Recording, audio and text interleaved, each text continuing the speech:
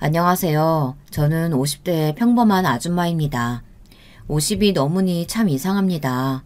40대까지는 애들 키우느라 정신없이 살면서도 내가 여자라는 사실을 잊지 않고 살고 싶어 아침이면 일어나서 씻고 얼굴에 화장품도 찍어 바르고 미용실도 한두 달은 한 번에 가고 그랬어요. 그런데 50이 딱 넘고 나니 왜 그런지 세상만사가 다 귀찮고 부질없다는 생각이 들더군요. 바로 얼마 전까지 자식이 제 인생의 전부라고 생각하며 애들 키우는 맛에 살지 했는데 애들도 다 커서 자기들 사느라 바쁘니 제 인생엔 남은 게 없더군요. 요즘은 밤에 자려고 누워도 잠이 잘 안 오고 아침에 알람 소리에 일어나 눈을 뜨면 침대에서 일어나고 싶지가 않아요. 그래도 출근하는 남편에게 아침상은 차려줘야 하니 무거운 몸을 간신히 일으켜 일어납니다. 대충 세수만 하고 주방에 나와 남편 아침상을 차립니다. 남편은 결혼하고 평생 아침을 걸러본 적이 없어요. 더군다나 밥, 국, 반찬 3가지 이상은 꼭 차려줘야 하죠. 하루도 빠지지 않고요. 씻고 난 남편이 앉아 밥을 다 먹을 때까지 저는 남편 앞에 앉아 있어야 합니다. 서로 한마디도 하지 않지만 같이 앉아 있어야 해요. 남편 말이 그게 아내로서 제가 해야 하는 일이랍니다. 가장이 밥 먹을 땐 옆에서 필요한 게 없나 시중을 들어야 한다네요. 세상 지루한 얼굴로 앞에 앉은 저에게 남편이 툭툭 한마디씩 던지는 말이 제 가슴을 후벼 팝니다. 아침부터 옆편에 몰골 좀 봐라. 아무리 집에서 먹고 놀아도 그렇지 아침에 일어나면 세수라도 좀 하고 머리라도 빗어. 꼴이 그게 뭐야? 평생 들은 말이라 이제는 상처받지 않을 때도 됐는데 남편이 하는 말은 들을 때마다 화살촉 같습니다. 제 가슴을 쿡쿡 쑤셔요. 언제는 집에서 하는 거 없이 노는 여자가 아침부터 분쳐 바르고 입술 찔러 발랐다고 뭐라고 하더니만 이제는 아무것도 안 한다고 난리네. 그때야 젊었으니 그랬지. 이제는 다 늙어서 쭈그렁 할머니인데 알아서 좀 노력하고 가꿔야 그나마 사람으로라도 보이는 거야. 저도 갱년기가 오기는 왔는지 예전에는 남편이 무슨 말을 해도 큰 소리 낼 줄을 몰랐는데 이제는 저도 모르게 욱하게 되더군요. 뭐 사람? 내가 사람이 아니면 뭔데? 당신이나 늙었으면 말이나 좀 곱게 해. 자꾸 무식하게 아무 말이나 막 하지 말고. 뭐야? 이 애편애가 어디 남편한테 아침부터 소리를 지르고 있어? 그럴 림 있으면 밥이나 신경 써서 해. 반찬이 이게 뭐야? 어이구 이 쓸데없는 옆에네 같으니라고. 평생 먹이고 재워줬다니만 고마운 줄을 몰라요. 저희 남편은 밥이 매우 중요한 사람이에요. 꼭 제가 제 손으로 집밥을 차려줘야만 합니다. 안 그러면 아주 난리가 나요. 나이가 들면서 저도 힘들다 보니 밖에서 반찬을 사다가 줄 때가 있었는데요. 그러면 바로 알아요. 이 동네 아줌마들한테 다 물어봐. 너처럼 팔자 좋은 여자가 있나? 할 줄 아는 거하고는 평생 남편한테 빌붙어서 노는 거밖에 없는 상팔자 중에 상팔자지. 예. 아주 제가 평생 고마워하면서 살고 있네요. 마음 같아서는 남편이라는 작자한테 달려들어 머리끼덩이를 잡고 흔들어 털이란 털은 다 뽑아버리고 싶었습니다. 하지만 어쩌겠어요. 이미 이런 상태로 30년을 넘게 살았으니 이제 와서 제가 소리를 지르고 난리를 친다 한들 뭐가 달라지겠습니까? 싫으면 제가 떠나야죠. 그런데 요즘 들어 제가 달라지기는 했습니다. 도저히 남편 하는 꼴이 미워서 참을 수가 없어요. 전에는 남편이 저를 거지같이 대해도 혼자 속으로 삼키며 괜찮은 척 살 수 있었는데 이제는 그게 쉽지 않다는 겁니다. 저도 모르게 가슴에서 뜨거운 울분이 올라오고 목소리가 커져요. 애들 크는 동안 남편이라는 인간이 한 거라고는 그나마 꼬박꼬박 나가서 일해서 돈이나 좀 벌었다는 겁니다. 제가 어디 나가서 남편을 욕하고 다니지는 않았지만 제가 평생 전업주부로 살았다고 하면 주변에 저에 대해 모르는 사람들은 남편이 생활력이 있어서 좋겠다고 칭찬을 해요. 하지만 정말 모르는 소리입니다. 지난 세월 제가 어떤 거를 당하며 살았는지 알면 다들 놀랄 거예요. 최근에도 어이없는 일이 있었는데요. 남편이 저에게 뜬금없이 요양보호 자격증을 따라는 겁니다. 처음에 저는 이 사람이 웬일인가 싶었어요. 젊어서부터 제가 뭘 좀 배워보겠다, 자격증을 따겠다 하면 저를 무시하면서 못하게 했거든요. 네가 뭘 할 줄 안다고 자격증을 따. 괜히 돈만 쳐들여서 헛짓거리 하지 말고 집구석에서 애나 잘 키워. 그리고 네가 학원 간다고 돈 받아가서 딴 데 쓸지 내가 어떻게 아냐? 내가 돈 쓸 데가 어디 있다고 돈을 빼돌려. 그럼 운전면허증이라도 따게 학원 좀 등록해줘. 내가 운전하면 당신도 좀 편할 거 아니야. 애들이 학교 가기 전에 혼자 애 둘을 키우느라 정신없었지만 애들이 초등학교에 들어가니 저도 뭔가 하고 싶더라고요. 주변에 일하는 엄마들도 멋있어 보이고 운전이라도 하면 우리 애 데리고 주말에 놀러도 갈까 싶어서요. 헐씨구, 이게 좀 살만하게 해줬더니 뭐 운전? 네 주제에 운전이 가당키나 해? 그렇게 뭘 배우고 하고 싶었으면 결혼하기 전에나 좀 배워오지. 결혼해서 왜 내 돈으로 네 욕심을 채우냐? 지금이라도 하고 싶으면 너희 아버지한테 가서 해달라고 해. 내가 나만 좋으려고 이래? 당신은 우리 애들 불쌍하지도 않아? 당신이 매번 바쁘다고 그리고 돈 없다고 하는 통에 우리 애들 학교 들어갈 때까지 가족여행 한 번 못 가봤잖아. 나라도 애들 데리고 여행 좀 다니고 놀러라도 다니려고 하는 거지. 부모가 먹여주고 재워주면 되는 거지. 뭘 더 해줘? 괜히 애들한테 헛바람 들게 하지 말고 학교 들어갔으면 공부나 열심히들 하라고 해. 둘 다 서울에 있는 4년제 대학 아니면 등록금도 안 내줄 거니까. 제가 젊고 건강하던 때에도 제가 뭐만 하겠다고 하면 돈 아깝다고 아무것도 못하게 하고 이제 초등학교에 들어간 애들더러 대학 등록금 이야기까지 꺼낼 정도로 쪼장했던 사람이 갑자기 저더러 자격증을 따라고 하니 기가 차더라고요. 그런데 역시나 남편 이 인간이 그냥 제게 돈을 쓸 리가 없었습니다. 다 이유가 있었어요. 얼마 전부터 시어머니가 몸이 안 좋아서 병원에 갔는데 병원에서 치매 증상이 있다고 했다더군요. 시어머니는 젊어서부터 주변에 있는 사람들을 그렇게 못살게 굴고 며느리인 저를 못 잡아먹어서 안달이었어요. 그런데 늙어서도 말썽이었습니다. 어머니 치매면 당연히 당신이 모셔야 되는데 당신이 자격증 하나 있으면 좋잖아. 보호사 자격증 있는 사람이 치매 노인 모시면 나라에서 지원금도 준다는데. 당장 가서 학원부터 알아봐. 남편 말을 듣는데 저는 기가 막혔습니다. 시어머니가 치매면 제가 모시는 게 당연한 겁니까? 저한테 묻지도 않고 남편은 자기 마음대로 짓거렸어요. 그런데 그 순간 지난달에 있었던 서러움들이 몰아치면서 저는 울분이 차올랐습니다. 당신 지금 무슨 소리 하는 거야? 당신 어머니가 치매인데 내가 왜 돌봐? 당신 우리 엄마 돌아가셨을 때 내가 했던 말 기억 안 나? 사람이라는 건 자고로 염치도 있고 양심이 있어야 사람이라고 하는 건데 저희 남편은 아무래도 사람이 아닌 것 같아요. 본인이 정말 사람이라면 저한테 그런 말을 할 수가 없거든요. 얼씨구? 이 옆에 내가 요즘 쥐약을 처먹었나? 왜 이렇게 말이 많아? 당신 어머니 돌아가셨을 때 뭐? 내가 뭘 어쨌다고 그래? 어머님이 치매가 아니라 당신이 치매인가 보네. 그렇지 않고서야 어떻게 그걸 잊어? 저는 늙어서 쭈글쭈글한 얼굴로 뻔뻔스럽게 제게 소리를 지르는 남편이 너무 싫었습니다. 저는 인상을 팍 쓰며 죽어도 시어머니는 모실 생각이 없다고 남편 얼굴에 대고 소리쳤어요. 그러자 남편이 특유의 재수없는 표정을 짓더니 저를 쏘아보며 달려들었습니다. 이게 어디 감히 남편한테 큰 소리야? 시어머니가 아프면 며느리가 모시는 게 당연한 거지. 어디서 토를 달아? 네가 아주 정신이 나갔지? 나이를 먹을수록 곱게 늙어야 하는데 남편이라는 작자는 젊을 때보다 나이가 들수록 더해요. 이제는 손까지 들어올리면서 저를 때리는 신용까지 하려고 하더군요. 저는 이때다 싶어 본때를 보여줘야겠다 싶었습니다. 아이고, 이제는 아예 때리기까지 하게? 좋아! 돈 많으면 때려, 이 인간아. 나도 이 김에 당신한테 깽값이라도 좀 넉넉하게 받아보게. 저도 늙기는 늙었나 봐요.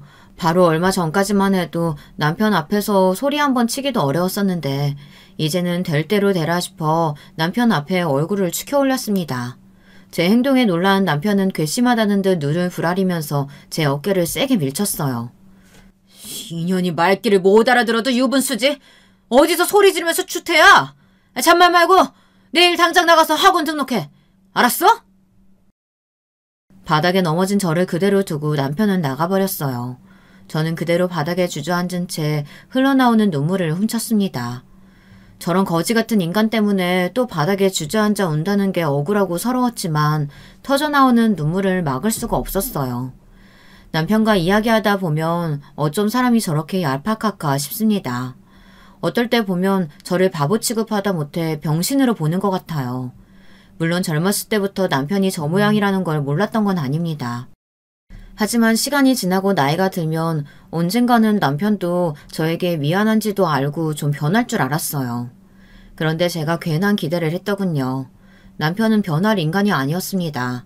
어쩌면 저는 결혼한 직후부터 제 결혼 생활이 엉망이 될 거라는 걸 이미 알았는지도 모릅니다. 사실 결혼하고 신혼살림이 시작된 지 한 달도 안 돼서 남편과 헤어져야 하는 거 아닌가 혼자 소가리를 좀 했거든요. 결혼식이 딱 끝나고 보니 남편은 제가 알던 사람이 아니었습니다. 알고 보니 제가 사기 결혼을 했더라고요. 시작은 신혼여행이었습니다. 남편은 분명 저에게 경주에 가는 기차랑 호텔을 예약했다고 했어요. 그런데 막상 결혼식이 끝나고 나니 시아버지 핑계를 대면서 다음 주에나 가자고 하더군요. 아버님 고향에서 친구들이랑 식구들이 많이 올라왔는데 너무 오랜만이고 반가워서 오늘은 다들 우리 집에서 식사하시고 다들 주무시고 가신다네. 어머니 혼자 준비하기엔 힘들다고 당신이 좀 도와줬으면 하시던데 우리 그냥 오늘은 신혼여행 가지 말고 어머니 댁에서 하루 자고 다음 주에나 내려가면 어때? 세상에 결혼식 날 첫날 밤을 시댁 안방에서 지낸 사람은 아마 저밖에 없을 거예요. 그것도 생전 처음 본 남편의 고모님들과 한 방에서 잤습니다. 저는 태어나서 가장 불편한 밤을 보냈지만 꾹 참았습니다. 제 결혼식 때문에 다들 먼 길 오신 손님들인데 제가 며느리로서 이 정도 보답은 할 수 있다고 생각했거든요. 제가 참 순진했어요. 저는 손님들이 돌아가시면 경주에 내려가자는 남편의 말을 그때까지도 철석같이 믿었습니다.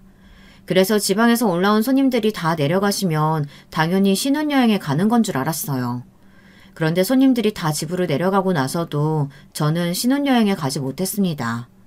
심지어 남편은 주말이 지나자마자 회사에 출근했어요. 당시에 시부모님 댁에서 함께 살 때라 저는 눈치가 보여 시부모님께 묻지도 못하고 하루 종일 남편이 퇴근하고 돌아올 때까지 목을 빼고 기다렸습니다. 그날 저녁 퇴근하고 돌아온 남편이 반가워 저는 저녁 준비를 하다가 말고 불이 나게 남편을 쫓아 방으로 따라 들어갔습니다. 남편에게 신혼여행은 언제 출발하냐고 물었죠. 그런데 그때 남편은 메고 있던 넥타이를 신경질적으로 벗더니 다짜고짜 짜증을 냈어요. 당신은 나이도 먹을 만큼 먹은 사람이 왜 그렇게 철딱서니가 없어. 나 명색이 공기업 다니는 사람이야. 중요한 일하는 사람이 한 달에 2번이나 휴가를 낼 수 있겠어? 저는 당연히 남편이 한 말이 있으니 궁금한 마음에 물은 건데 남편의 격앙된 목소리를 들으니 순간 제가 무슨 실수라도 했나 싶더군요. 당신이 어른들 다 내려가시면 신혼여행 가자고 했잖아요. 그거야 당신이 서운할까봐 그냥 한 소리지. 무슨 여자가 이렇게 눈치가 없어. 당신 그래서 시부모님 모시면서 살 수 있겠어?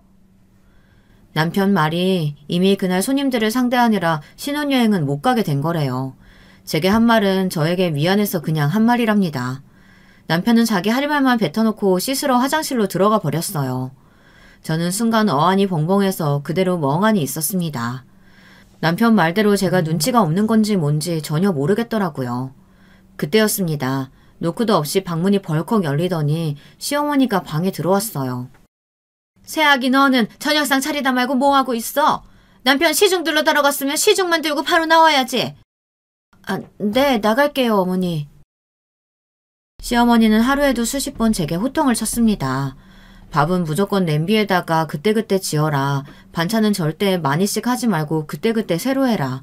찌개랑 국은 별개다. 찌개가 있다고 국은 안 끓일 생각 말고 둘 다 내놔라. 속옷이나 양말은 겨울이든 여름이든 언제나 무조건 손빨래를 해서 말려라 등등. 같이 사는 동안 살림에 대한 일장연설을 듣고 그대로 따라해야 했어요. 하나라도 시어머니가 말한 대로 하지 않았다가는 끝도 없는 막말을 하루 종일 들어야 했죠. 한 번은 그런 적이 있었어요. 휴일 아침이었는데 전날 남편이 회식하고 늦게 들어와 늦잠을 자고 있었습니다. 마음 같아서는 저도 늦게까지 좀 자고 싶었지만 시부모님을 모시고 사는 처지에 그럴 수는 없었죠. 저는 일어나서 콩나물국이랑 반찬을 이것저것 만들고 있었어요. 그런데 시부모님이 일어나서 식사하러 나올 시간이 됐는데도 안 나오시더군요. 저는 휴일이라 아직 주무시나 싶어 국을 올려놓고 잠깐 식탁에 앉아 졸았습니다. 그런데 그때 누군가 소리를 버럭 지르는 소리에 놀라 깼습니다. 저에게 소리를 지른 사람은 다름 아닌 시어머니였습니다. 얘가 집안 말아먹으래네. 가스레인지에 국 올려놓고 자고 있으면 어떡해? 우리 집 다 타서 불날 뻔했잖아.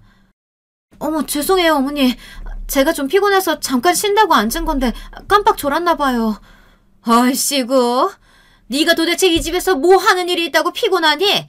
네 주제에 시집 와서 매일 놀고 먹는 주제에. 헛소리 하지 말고 빨리 다시 고기나 끓여. 우리 애들 배고프겠다. 같은 말을 해도 다음부터 조심하라고 큰일 날 뻔했다고 하면 될 일을 가지고 시어머니는 항상 가슴이 미어질 정도로 무서운 말을 시도 때도 없이 하셨어요. 시집살이가 얼마나 무서운지 시댁살이 1년 만에 제가 살이 5kg가 넘게 빠지고 얼굴에 핏기도 하나 없었다니까요. 안방에서 시어머니가 문을 벌컥 열고 나오는 소리만 들려도 무서워서 어깨가 알아서 쪼그라들었어요. 그렇게 살았으니 제가 사기 결혼을 당했다는 소리를 한 겁니다. 그제야 제 발등을 치며 후회했던 게 사실 저는 남편에 대해 잘 모르는 상태로 결혼했어요. 남편은 제 친한 친구에게 소개받은 남자입니다. 남편은 친구 회사 상사였는데 남편이 제 친구에게 주변에 참한 여자 있으면 소개해달라고 하도 졸라서 친구가 저를 소개한 거였어요. 너도 알다시피 우리 회사가 공기업이라 평생 잘릴 일도 없고 월급도 꼬박꼬박 나오잖아. 거기다가 이분이 워낙 사회생활을 잘해서 윗분들이 다 이뻐한다니까? 거기다가 소문에 부모님이 서울에 아파트도 몇 채씩 있는 재력가라는 소문이 있어. 어때? 만나볼래? 제가 그날을 얼마나 후회하면 그 친구가 저에게 했던 말이랑 친구가 입었던 옷까지 아주 생생하게 다 기억해요. 저는 친구 말만 믿고 홀라당 넘어가서 남편을 만나고 말았거든요. 서울에 아파트 몇 채에 재력가는 개뿔. 시댁은 당시에 살던 집 하나 달랑 있었어요. 그나마 그 집도 제가 결혼할 당시에 또 30년이 넘은 오래된 집이었어요. 시아버지는 오랫동안 조경일을 해오면서 생긴 디스크 때문에 저희가 결혼하고 나서는 아예 경제활동을 하지 못해 남편이 가장이었죠. 아무리 후회해봐야 뭐하겠어요. 그맘때 저도 결혼을 결정할 수밖에 없었습니다. 저희 친정 부모님도 상황이 좋지 않으셨거든요. 제 위에 오빠가 하나 있는데 부모님께 이야기도 안 하고 공부를 하겠다고 미국에 이민을 가버렸어요. 무슨 미국의 은행인가 어디에 취직했다고요. 지금이야 자식이 잘나서 알아서 외국에 나가서 먹고 살면 다들 대단하다고들 하지만 저희 아버지는 달랐어요. 워낙 시골 분이시라 미국으로 떠난 오빠가 부모를 버리고 가버렸다고 생각했죠. 이놈의 자식이 평생 뼈 빠지게 농사지어서 서울에 대학까지 보내고 집까지 구해줬더니만 그 은혜를 모르고 이민을 가? 세상에 호로 자식 같으니라고. 우리가 뭐 자식 덕 보겠다고 키웠어요. 아들이 잘나서 알아서 잘 사면 그거로 된 거지. 무슨 호로 자식 소리를 해요. 그래도 어머니는 결혼도 안 하고 혼자 미국으로 떠난 오빠를 안쓰러워하셨지만 아버지는 아니었어요. 오빠를 괘씸하게 생각했습니다. 그런데 문제는 오빠가 떠난 뒤 아버지께서 이제 자식이라고는 저밖에 없다고 생각하셨어요. 그러면서 제게 모든 기대를 걸고 계셨습니다. 그러다 보니 저에게 자꾸만 시집을 가라고 성화였죠. 집안에 남자가 있어야 하는데 오빠가 미국에 가버렸으니 사회라도 있어야 한다고요. 지금 생각하면 우리 아버지이지만 정말 옛날 분이에요. 당시에 연세가 지금의 제 나이 정도밖에 안 됐던 건데 굉장히 나이든 할아버지처럼 자식이 부모를 봉양해야 한다고 생각하셨죠. 우리 집에 누가 있냐 이제. 늙고 아픈 부모 앞으로는 너랑 네 남편 될 놈이 알아서 잘 모셔야지. 사실 저희 친정아버지도 시부모님과 마찬가지로 자식이 부모를 모시고 사는 거를 당연하게 생각하셨어요. 당신들도 평생 그렇게 사셨거든요. 제가 서울에 일 때문에 올라오기 전까지 저는 한 집에서 할머니, 할아버지와 함께 살았습니다. 그리고 바로 근처에 외할머니, 외할아버지도 사셨고요. 아버지는 딸이든 아들이든 부모를 존경하고 형제간의 우애 있게 살아야 한다고 하셨습니다. 가족이 제일 중요한 거라고요. 너도 살다 보면 알겠지만 세상에 가족보다 중요한 건 없다. 남한테 백날 잘해봐야 좋은 소리 못 듣는다. 가족한테 잘하고 살아야 평생 후회 없는 거야.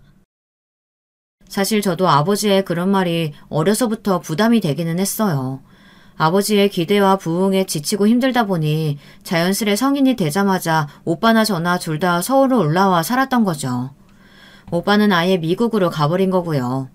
오빠가 미국으로 가버렸다는 사실에 실망하신 아버지를 보고 있자니 마음이 짠했습니다. 그래서 저라도 가족을 만들고 싶었어요. 나이가 더 들기 전에 아이도 낳고 손주, 손녀도 보여드리고 싶었죠. 그런데 안타깝게도 제 결혼은 아버지에게 전혀 효도가 되지 않았습니다. 남편은 제가 생각했던 것처럼 좋은 사람이 아니었으니까요. 제가 사기 결혼이라고 하는 이유는 시댁의 재산 때문만은 아니에요. 결혼 전만 해도 남편은 저희 친정 부모님께 참 잘했습니다.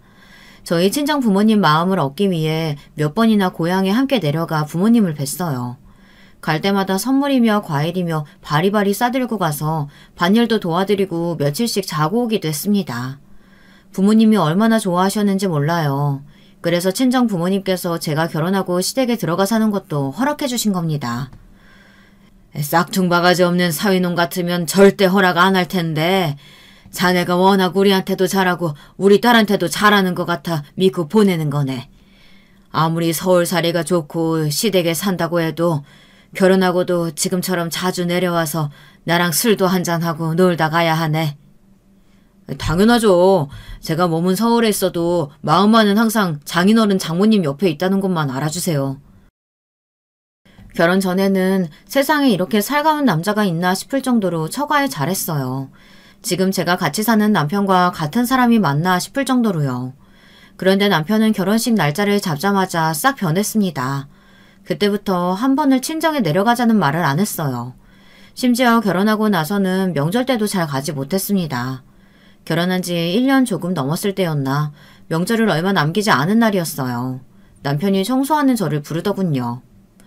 명절날 저녁에 고모들이 올라오신다니까 이번 명절엔 처가에 못 내려간다고 말씀드려. 명절 지나고 나서 휴가 내서 들린다고. 그걸 말이라고 해? 저번 명절 때도 당신 허리 아파서 몇 시간씩 운전 못하겠다고 해서 못 내려갔잖아. 고모들도 명절이라고 오시는 건데 나도 명절이니까 우리 집에 내려가야지. 지난 명절 때야 남편이 허리를 삐끗해서 어쩔 수 없이 못 내려갔다지만 이번엔 고모들이 올라오신다고 저까지 친정에 못 가게 하는 건 이해할 수가 없었어요. 사실 남편이야 매일 출근하느라 고모들을 못 만난 거지 저는 매달 한두 번씩 고모님들을 뵀어요. 일이 있어 서울에만 올라오시면 어김없이 집에 들러 식사를 하고 가셨거든요. 시댁에는 집안 행사가 많아 1년에도 몇 번씩 모이지만 저희 친정은 그렇지가 않아요. 끽해봐야 명절이나 부모님 생신이 아니면 볼 날이 없었습니다. 그러다 보니 명절이라도 꼭 내려가고 싶었어요. 오빠도 미국에서 결혼하고 살다 보니 명절이면 항상 부모님 두 분이서만 쓸쓸하게 계셨거든요.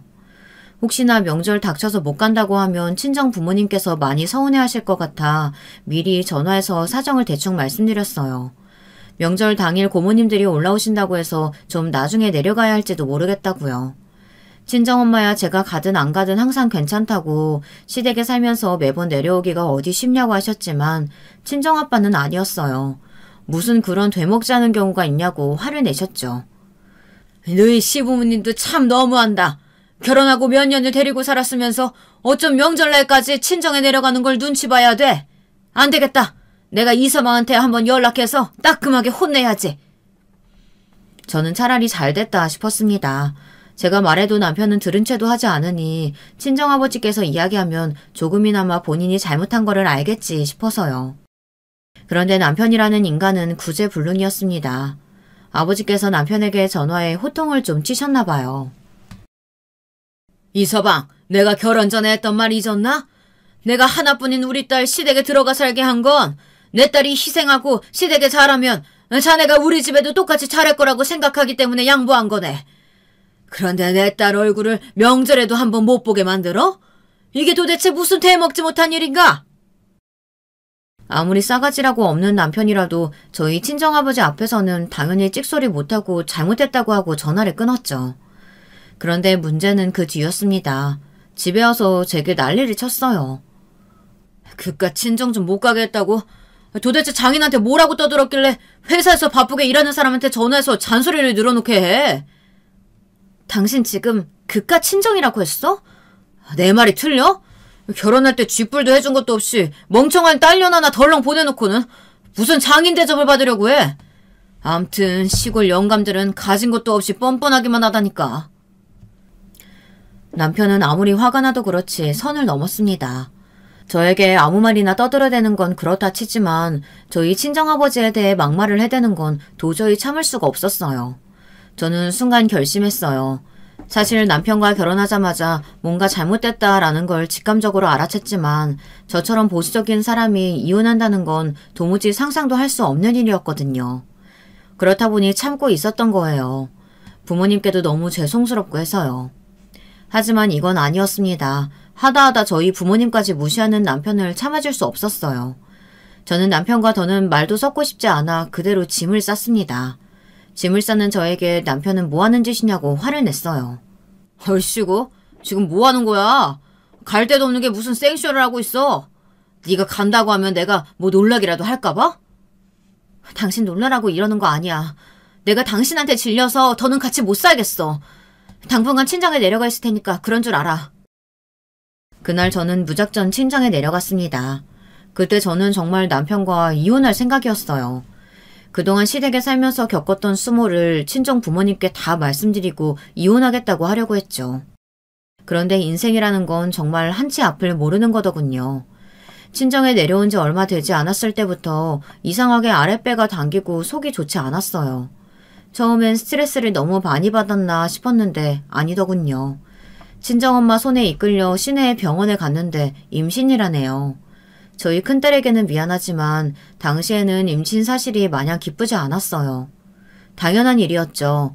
남편과 헤어지려고 하던 참이었는데 아이가 생겨버렸으니까요. 저는 임신 사실을 알고 난 뒤 하루가 다르게 말라갔어요. 입덧도 입덧이었지만 스트레스를 너무 받아 아무것도 먹지를 못하겠더군요.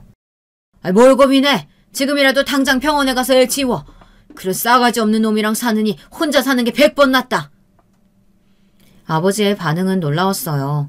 세상 고지식한 양반이 얼마나 화가 났으면 애를 지우라는 소리를 다 하더라고요. 이 양반이 미쳤네. 어디 딸한테 그런 무책임한 소리를 해. 아직 코딱지만 해도 애가 뱃속에서 다 듣고 있어. 이혼은 하더라도 애는 낳아서 키워야지. 차라리 여기서 엄마랑 아빠랑 살면서 애 키우면서 살자. 엄마가 다 알아서 해줄게. 저는 눈물이 마구 쏟아졌습니다. 이래저래 다 불안하고 우울했는데 부모님 덕분에 위로가 됐어요. 그리고 어머니 말대로 애를 낳아 이 집에서 키우자 싶었습니다. 아이를 아버지 없이 크게 한다는 게 쉽지 않은 결정이긴 했지만 어쩌면 없는 게 더 나을지도 모르겠다 생각하기로 했어요. 아내인 저에게도 제대로 못하는 인간이 자기 딸이라고 다를까 싶기도 했고요. 그러나 역시나 인생이라는 게 제 마음대로 되는 게 아니더군요. 다음날 저녁 예상치 못한 일이 벌어졌어요. 남편이 친정에 내려왔습니다. 알고 보니 친정어머니께서 남편에게 연락을 했더라고요. 제가 임신을 했다고요. 저는 배신감과 서러움이 공존하며 어머니가 원망스러웠어요. 이혼하더라도 엄마가 같이 키워줄 거니까 걱정하지 말라며. 나한테 말도 안 하고 어떻게 저 인간한테 연락을 할 수가 있어. 엄마도 밤새 생각한 거야. 뱃속의 아기도 생각해야지. 태어나자마자 아비 없는 애로 살게 할 순 없잖아. 어머니는 제 뱃속의 아이를 걱정해서라고 했지만 제 생각은 달랐습니다. 멀쩡히 서울로 시집간 딸내미가 이혼해서 애 딸린 채로 집에 돌아오는 게 동네 보기 창피하셨을 거예요. 워낙 작은 일에도 소란스러운 동네인데 딸이 이혼녀라는 타이틀을 단체에 내려와 산다는 게 마음 약한 어머니로서는 감당하기엔 어려운 일이었죠. 제가 임신했다는 말에 내려온 남편은 저를 데려가겠다고 했습니다. 드라마나 영화에 나오는 것처럼 친정부모님 앞에 무릎이라도 꿇고 죄송하다고 다신 이런 일 없을 거라고 다짐해도 시원치 않네 판에 남편은 오기 싫은 곳에 억지로 끌려오기라도 한 것처럼 굴었어요. 시큰둥한 얼굴로 제게 방에 들어가 따로 이야기하자고 했어요. 자신있게 친정에 가 있겠다고 소리치고 나가더니만 결국은 애 새끼로 내 발목을 잡아? 이미 생긴 애 어쩌겠어. 내 새끼인데 내가 책임져야지. 당장 짐 싸. 서울 올라가게. 그때였습니다. 문 밖에서 소리를 듣고 계시던 아버지가 문을 벌컥 열고 들어와 남편의 머리를 갈겼어요. 퍽퍽 소리가 나게요. 아이고 이 못난 자식아! 불알 달린 놈이 자기 새끼 임신한 마누라한테 그게 할 소리냐? 너 내가 내 손주 생각해서 오늘은 그냥 보내주는데 서울 올라가서도 내 딸한테 지금까지 했던 것처럼 걔 망나니 짓거리 하면 그때는 내가 내 손으로 내 새끼들 데리고 내려올 거니까 그런 줄 알아! 아버님! 그렇다고 사위 머리를 쥐어박는 장인이 어딨어요? 내가 생각 같아서는 네 머리털을 다 뽑아놓고 싶은데 참는 거다. 그리고 내 말 똑똑히 들어. 지금 당장 사돈댁에서 나와. 결혼하고 지금까지 어린 며느리 쥐잡듯이 잡는 시부모가 한번 집 나간 며느리한테 더하면 더했지 잘해줄 리가 있어? 괜히 임신한 애 시집살이 시킬 생각 말고 당장 나와! 저도 그러고 싶은데 나와서 살 돈이 없어서 그래요. 돈만 있었으면 진작 저도 나와 살았죠. 너희 부모님은 서울 산다고 그렇게 자랑들을 했으면서 고작 하나 있는 아들 신혼집도 하나 못 사준다디? 그까짓 돈 내가 해줄 테니까 당장 나와라! 아버지는 남편에게 고래고래 소리를 지르고 어머니는 옆에서 눈물을 펑펑 쏟았어요. 그제야 제가 부모님께 못할 짓을 했구나 싶더군요. 저와 남편은 친정부모님께 죄송하다 고개를 숙이고 서울로 올라왔어요. 서울로 올라온 저와 남편은 친정아버지 말대로 곧장 시댁을 나왔습니다. 친정아버지가 작은 빌라를 사주셨거든요. 남편은 아버지가 진짜 집을 사주실 줄은 몰랐는지 부동산 계약하는 날 아주 입이 귀에 걸렸더군요. 남편의 모든 게 싫었지만 저는 꾹 참고 다시 한번 살아보자 싶었어요. 그래서 저는 큰 딸아이가 생겼던 그 겨울을 인생에서 절대 잊을 수가 없어요. 제 딸로 인해 다시는 보고 싶지 않았던 인간과 다시 살겠다고 다짐한 계기가 되었으니까요. 저는 그날 이후 제 딸을 위해 살겠다 굳게 마음먹고 살았습니다. 참고 살아보겠다고 마음을 먹는다고 미운 남편이 한순간에 예쁘게 보이는 건 아니었지만 아이가 크는 모습을 보면 그나마 견딜만 했어요. 그러다 둘째가 생겼고 정신없이 살다 보니 신기하게 또 사라졌습니다. 저에게는 자식이 둘 있어요. 아들 하나, 딸 하나. 둘이 3살 터울이죠. 자식이라는 건 정말 신기한 존재입니다. 제가 세상에서 제일 싫어하는 인간과 만나 만들어낸 새끼들인데도 어쩜 이렇게 예쁜 줄 모르겠어요. 남편의 모든 거지 같은 면까지 다 참아줄 수 있을 정도로 자식이라는 건 저에게 소중했습니다. 하지만 남편이라는 인간은 자식이 생겨도 변하질 않았어요. 남편은 저뿐만이 아니라 자식들에게까지 치졸하고 치사하게 굴었습니다. 참 쪼잔한 게 돈 좀 번다고 자식이나 마누라 앞에서 떵떵 유세를 떨면서 돈 이야기가 나오면 치사하게 굴었어요. 제가 어디 딴 데 돈이라도 빼돌릴까봐 아주 전전긍긍했습니다. 남편은 일주일에 한 번씩 애들 용돈 주는 날 저에게도 같이 생활비를 줬습니다. 생활비는 정말 시장만 볼 수 있을 정도의 돈만 주고 일절 주지 않았어요. 그뿐만이 아니에요. 애들이 중고등학교에 다닐 때부터 우리 집은 일요일 저녁이면 집안 분위기가 항상 살벌했어요. 일요일 저녁 시간이면 남편이 온 식구를 다 앉혀놓고 일주일 동안 쓴 가계부를 검사했거든요. 아이들은 용돈을 받기 시작했을 때부터 용돈 기입장을 검사받았어요. 제가 A 가게에서 300원인 콩나물을 B 가게에서 500원에 주고 사기라도 하면 난리가 났습니다. 애들 주려고 산 간식 영수증이라도 있는 날에는 1시간씩 잔소리를 드려야 했습니다. 간식이든 밥이든 집에서 노는 사람이 해먹일 생각을 해야지 사서 먹인다고요. 제가 억울할 때마다 나가서 일하겠다고 하면 남편은 못하게 했어요. 네가 할 줄 아는 게 뭐가 있다고 돈을 벌어? 괜히 나가서 꼴 같지도 않은 돈 번다고 나대다가 집안 내팽개치면 그 뒷치덕거린 누가 하라고? 너 같은 무식한 예편에는 집에 묶어주는 게 여러 사람 편하게 하는 거야. 큰애가 고등학교에 한창 다닐 때 학원이라도 한 군데 더 보내고 싶어져 동네 아줌마들을 따라 아르바이트를 나간 적이 있어요. 마트에서 시식을 권하는 아르바이트였는데 나름 물건을 잘 팔아서 일하는 내내 칭찬을 받았습니다. 심지어 매장 점검을 나왔던 본사 직원이 제게 일을 잘한다고 정직원 해볼 생각이 없느냐고도 했어요. 저는 기분이 좋아서 집에 돌아와 아이들과 남편에게 상의했어요. 물론 남편에게야 좋은 소리 못 들을 줄은 알았지만 그래도 자랑하고 싶었습니다. 저도 어디 나가서 제 몫은 할 수 있는 사람이라는 걸 보여주고 싶었거든요. 아이들은 저에게 일하러 나가고 나서 표정이 밝아지고 얼굴도 좋아졌다고 정직원을 해보라고 했어요. 그런데 그 순간 아이들도 있는 앞에서 남편은 제게 버럭 화를 냈습니다.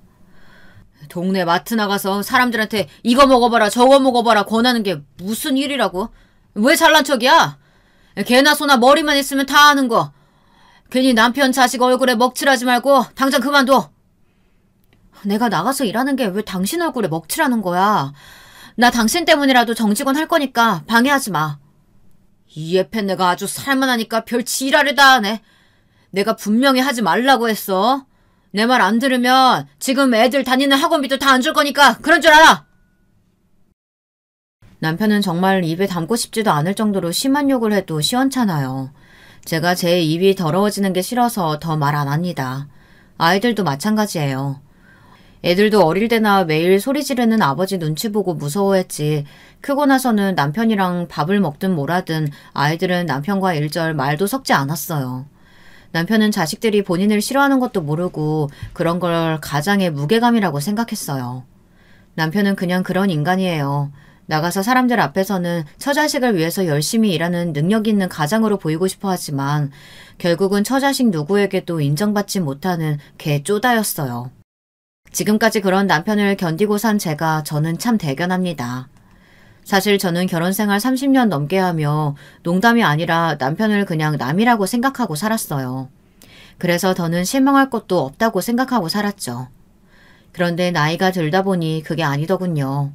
자식 일이 관련되니 흔한 말로 빡이 쳤습니다. 몇 년 전 딸아이가 집을 나갔어요. 말이 좋아 독립이지 딸아이는 자기 아버지가 싫어서 대판 싸우고 집을 나가버렸어요. 사실 이게 다 저 때문이에요. 몇 년 전 저에게 씻을 수 없는 상처로 남은 일이 있었거든요. 친정어머니가 돌아가셨습니다. 친정어머니께서 계속 가슴이 아프다고 하셔서 아버지께서 여기저기 병원을 다 모시고 다녀봤는데 이유를 분명하게 찾지 못하셨대요. 어머니는 밤마다 가슴이 아파서 잠을 못 주무시는데 말이죠. 저는 걱정이 돼서 며칠 서울로 모시고 올라와 서울에 있는 대학병원을 모시고 가려고 했습니다. 그런데 남편이 노발대발 난리를 쳤어요. 네가 하다 이제 별짓을 다 하는구나. 하나밖에 없는 며느리가 시부모님도 같이 못 살겠다고 나와놓고선 무슨 염치로 친정부모님을 모시고 올라와. 내가 언제 우리 부모님 모시고 살겠다고 했어? 몸이 안 좋으시니까 병원에서 검사받고 하는 동안만 잠깐 모시고 있겠다는 거지. 그러니까 그걸 왜 딸인 네가 하느냐고. 그렇게 걱정되면 미국에 있는 너희 오빠 돌아가라고 해. 미국이 우리나라보다야 의학적으로 더 뛰어날 거 아니야. 남편은 말이 통하질 않았습니다. 사위라고 지난 30년 가까이 1년에 명절 2번 시골에 내려가 밥 한 끼 먹고 올라오는 게 사위 노릇의 전부면서 다 늙은 장인 장모 그 며칠을 못 데리고 있겠다네요. 그런데 그때 옆에 있던 딸내미가 나섰어요. 아빠, 사람이 어쩜 그렇게 양심이 없어요? 할머니 할아버지 아프다고 병원 다닐 때 엄마가 혼자 택시 타고 다니면서 다 모시고 다녔는데 왜 할머니 아프다고 며칠 와 계시는 게 그게 그렇게 못마땅해요? 어허, 이 기집애가? 네가 뭘 한다고 내 말에 토를 달아? 네 엄마, 할머니, 할아버지 모시고 병원 다닐 때 택시비 내가 다 대줬어. 집에서 팽팽 노는 옆에 내가 편하게 택시 타고 병원 좀 다닌 게 뭐가 대수라고 유세야? 시아버지께서 돌아가시기 전 병치레를 심하게 하셨어요. 신부전증으로 하루 건너 병원에 다녀야 했습니다.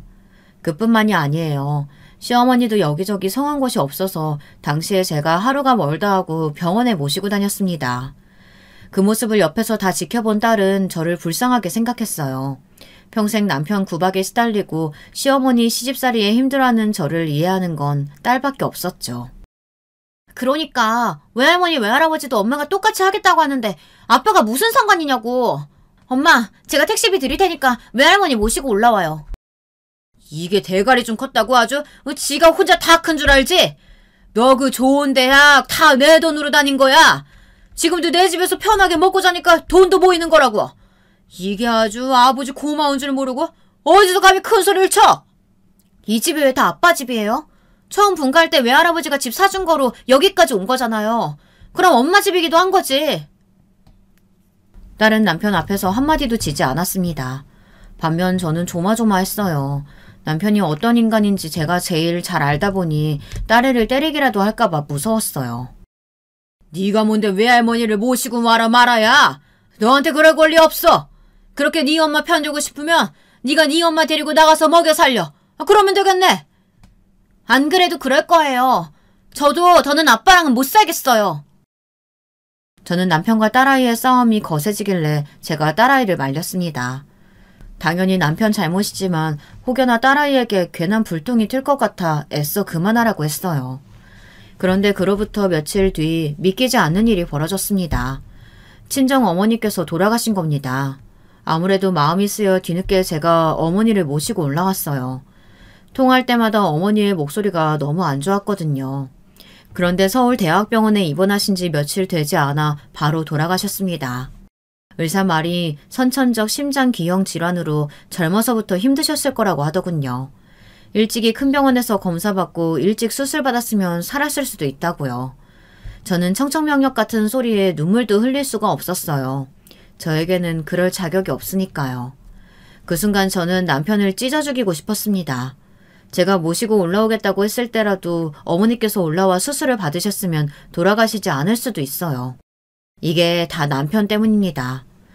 친정어머니가 돌아가신 이후 우리 가족에게는 많은 일이 있었어요.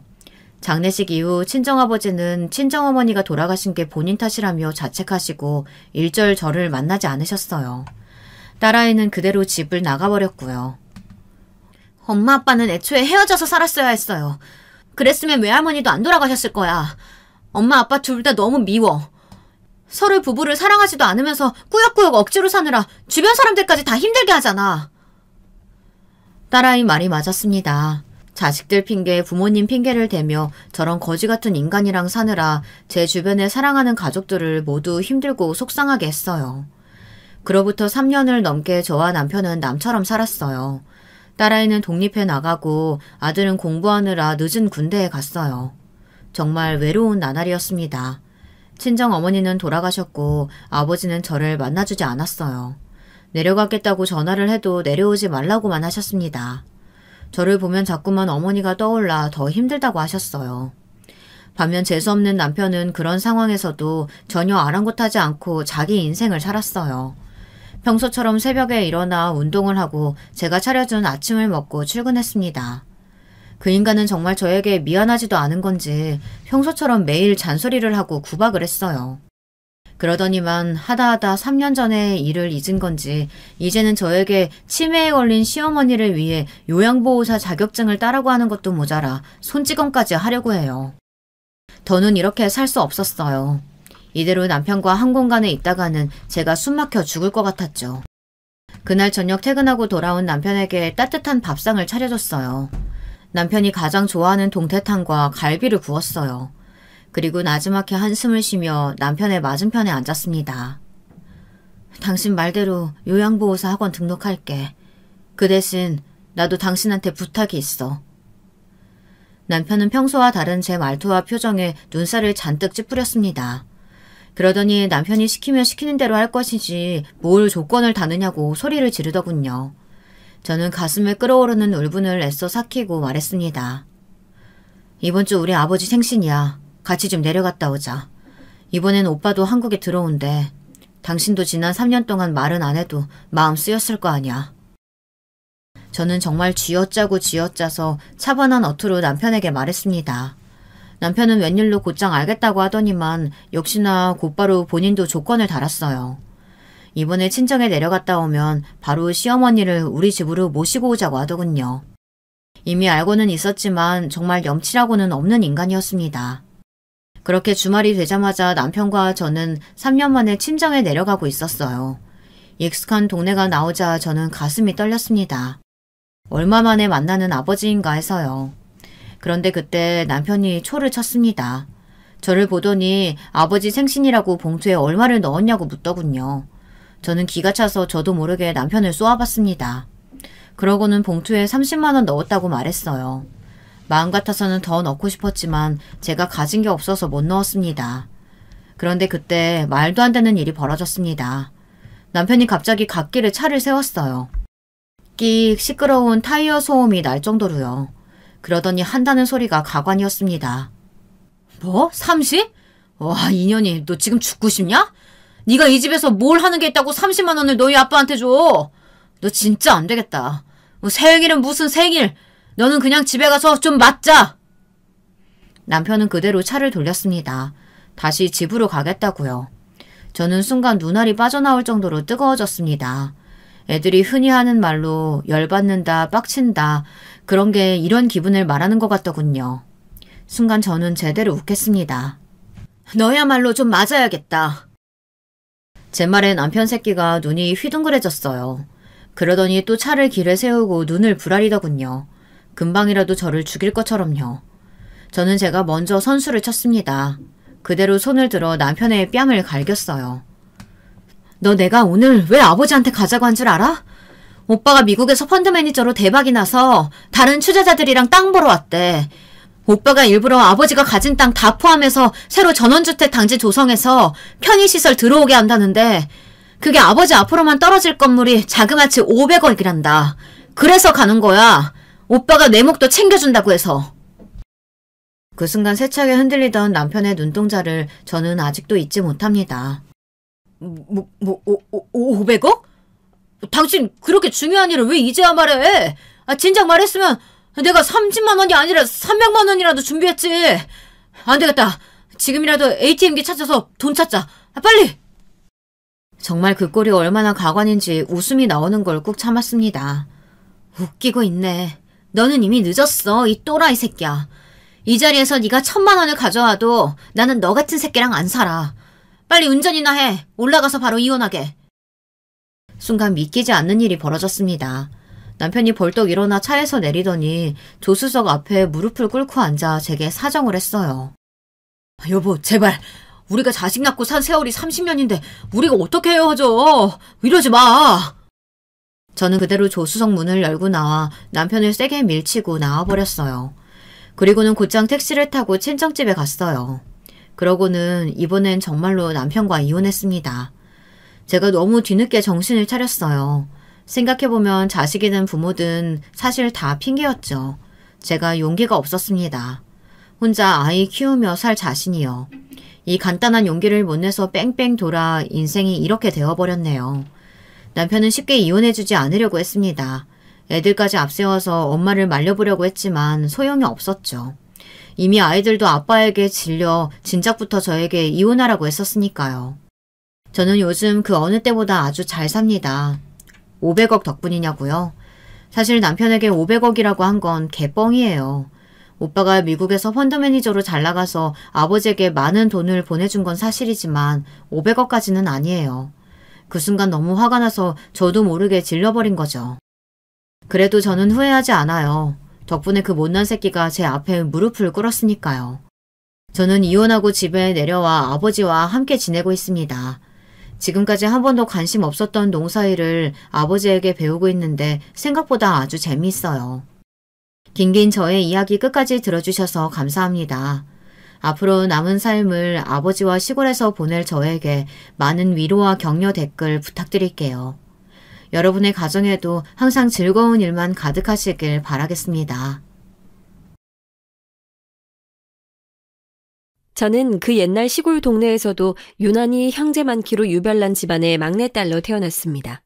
아버지가 20살이 되자마자 결혼한 첫 번째 부인에게서 낳은 두 딸과 두 번째 부인에게서 낳은 자식이 아들 둘에 딸이 저까지 5.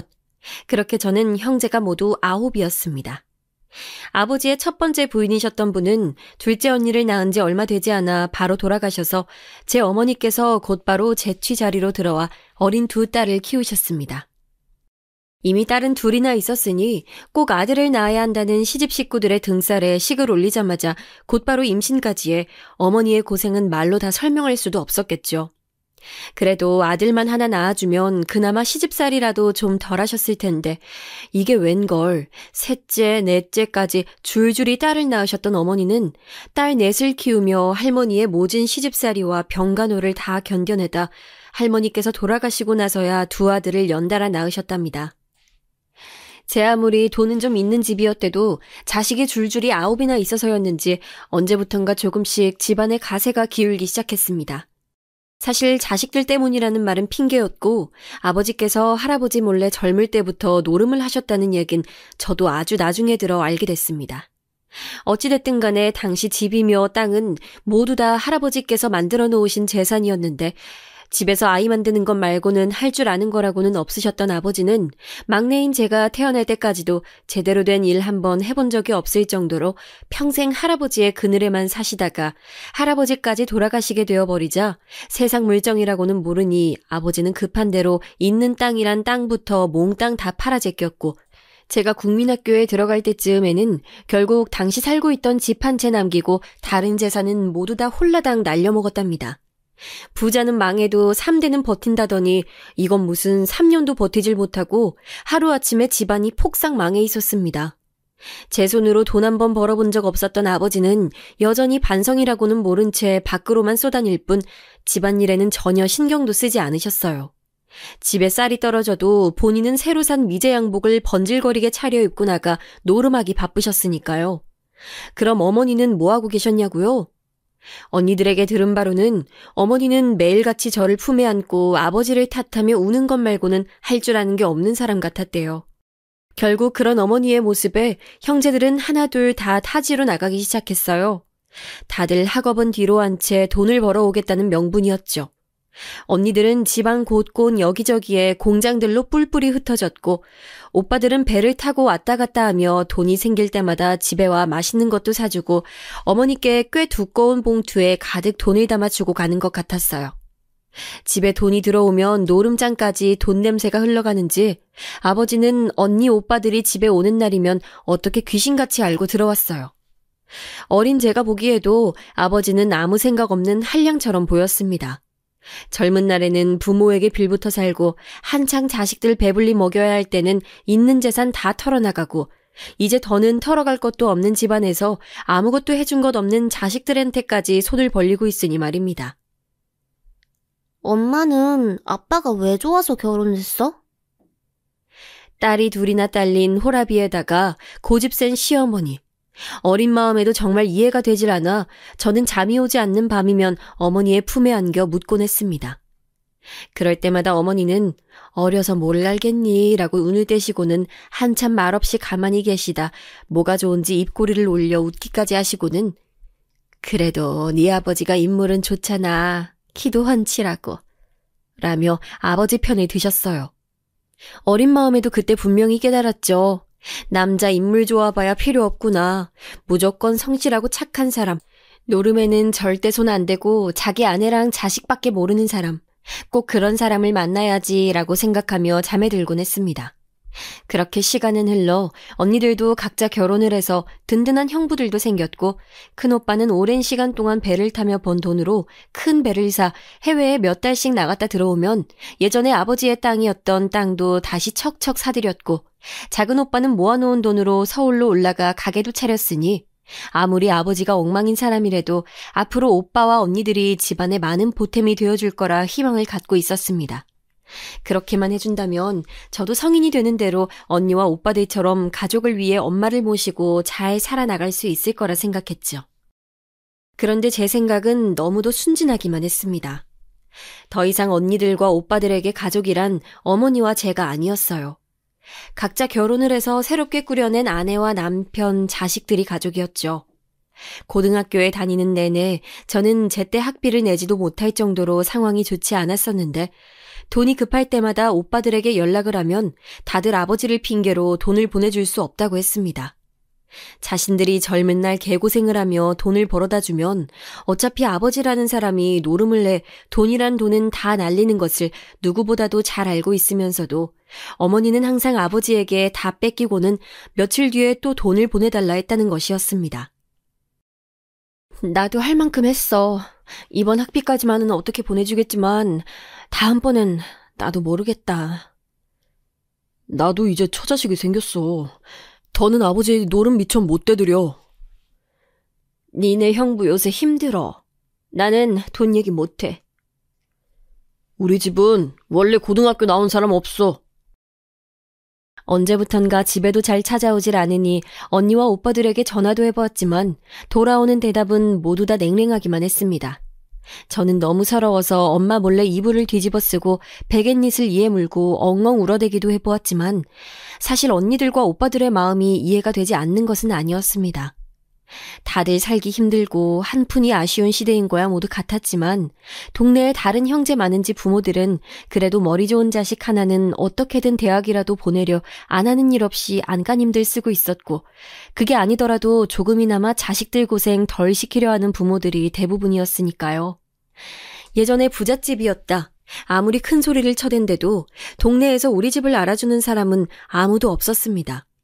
진작에 아버지라는 사람은 노름으로 재산을 탕진한 것도 모자라서 아직도 여기저기서 돈을 빌려다 노름을 끊지 못하고 8이나 되는 자식들은 키워준 어머니에게조차 발길을 끊고 있었으니 주변에서는 다들 힘들게 자식 많이 낳아봐야 좋을 것 없다는 소리만 해대기 바빴습니다. 사실 저는 남들 하는 소리는 신경도 쓰이지 않았습니다. 어떻게 해서든 고등학교라도 졸업해야 어디든 취직이라도 해서 어머니와 둘만이라도 먹고 살아야 했으니까요. 저는 학비를 벌기 위해 학교가 끝나는 대로 동네에 잘 아는 시래기국집 할머니 가게에 가 저녁 설거지와 정리를 도와드리는 일을 하고 집에 돌아와서는 어머니가 받아온 부업을 새벽녘까지 함께하다 잠들곤 했습니다. 일이야 뭐든 간에 고되기야 했지만 그 당시엔 혹여나 아버지라도 집에 돌아올까 불안한 마음으로 하루하루를 살고 있었던 시기라 사실 저는 하루라도 빨리 돈을 벌어 졸업이라도 할 수 있으면 다행이라고 생각하며 지냈습니다. 물론 어머니는 집에 들어오지 않는 아버지가 걱정되는 것 같았지만요. 그렇게 저는 위태위태하게 고등학교를 졸업했고 평소 시래기국집 할머니 가게에 단골 손님으로 자주 오시던 인쇄소 사장님께서 저를 좋게 봐주시고 감사하게도 일을 같이 해보자 제안해 주셔서 졸업을 하자마자 곧바로 취직을 해 일할 수 있었습니다. 어린 나이부터 공장에 다니던 언니들만큼은 아니었지만 그래도 어머니와의 안정적인 미래를 꿈꾸며 지낼 수 있을 만큼의 월급은 받으며 나름대로 씩씩하게 잘 살아가고 있었습니다. 그런데 이제부터 진짜 제 박복한 인생의 시발점이 되는 사건이 벌어지고 맙니다. 인쇄소에서 일을 하던 중 우연히 어릴 적부터 저를 알고 계셨던 동네 분을 만나게 됐는데 아버지의 소식을 전해주시며 빨리 아버지에게 가봐야 할 것이라는 소리를 듣게 됐습니다. 저는 몇 날 며칠 고민 끝에 큰오빠에게 연락을 했습니다. 혹시나 어머니가 알게 되는 날에는 고민을 해볼 틈도 없이 아버지를 찾아오라 난리를 치실 게 뻔하니까요. 어디? 아버지가 어디 계시다고? 용역회사라는데 말이 용역이지 빚 때문에 돈도 제대로 못 받고 노예처럼 부려먹기만 하는 곳 같아. 그랬습니다. 결국 아버지는 노름빚을 지고 다니다 질이 좋지 않은 놈들에게 걸려 빠져나오지도 못한 채 말년을 노예처럼 지내고 있다는 것이었습니다. 저라고 아무리 미워도 몇 년째 연락이 끊긴 아버지를 아예 까마득하게 잊고 살았던 것은 아니었습니다. 인쇄소에 취직이 되었을 때 이웃에 사시던 어른들에게 찾아가 아버지의 행방에 대해 물었지만 다들 아버지에게 빌려준 돈이 얼마라는 말만 할 뿐 정작 아버지가 어디에 있는지 아는 사람은 누구도 없었습니다. 저는 아버지의 빚이 도대체 얼마나 되길래 그런 말도 안 되는 곳까지 끌려간 것이냐 울며 물었지만 아저씨께서도 정확한 빚이 얼마나 되는지는 모르나 분명 그 돈에 지금껏 쌓인 이자까지 모두 다 갚아야 그 지독한 놈들에게서 벗어날 수 있을 거라고 하셨어요. 정말 복창 터지는 소리였죠. 다행히 이번 주는 쉴 수 있으니 주말에 나랑 같이 다녀오자. 고마워 오빠. 아직 어머니께는 아무 말 하지 말고. 역시나 오빠 생각도 저와 같았어요. 아버지가 계신 곳에 대해 말만 꺼내도 어머니는 아마 그대로 몸져 누우실 것이라며 걱정했죠. 저는 아저씨에게 받은 주소를 들고 오빠와 함께 아버지가 계시다는 그곳으로 향했습니다. 그런데 찾아간 곳은 생각보다 험악해 보이는 곳은 아니었어요. 오히려 너무도 멀쩡하게 버젓이 회사 간판까지 걸고 합법적으로 운영되는 곳이었죠. 사무실에 들어서자마자 바로 보이는 책상에 다리를 꼬고 앉아있던 각선미가 아주 매끈한 여자 직원이 우리를 보더니 자리에서 일어나 아주 정중하게 인사를 하더라고요. 그 여자에게 아버지의 이름을 알려주며 만나러 왔다고 하자 여자는 대뜸 커다란 캐비넷 안에서 계약서처럼 생긴 영수증을 꺼내 보여주며 아버지가 진 빚과 이자를 계산해 아주 친절하게 설명해 주더군요. 사실 빚은 얼마 되지 않았습니다. 당시 제 반년치 월급 정도? 그런데 이자가 아주 어마어마하더라고요. 거기다 몇 년째 이곳에서 일을 하며 지낸 생활비와 월세, 심지어 알선비까지 포함이 되어 있더라고요. 정적을 깨고 입술을 뗀 건 저와 오빠도 아닌 역시나 쭉쭉 뻗은 늘씬한 다리의 아가씨였죠.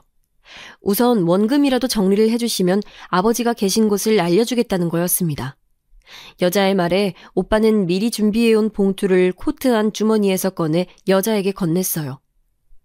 원금 조금 넘어요. 아버지 지금 어디 계시죠? 여자가 말한 주소로 오빠와 함께 도착했을 때 저와 오빠는 여전히 아무 말도 할 수 없었습니다. 그곳은 숙소라 말하기도 민망할 정도로 너무도 초라했으니까요.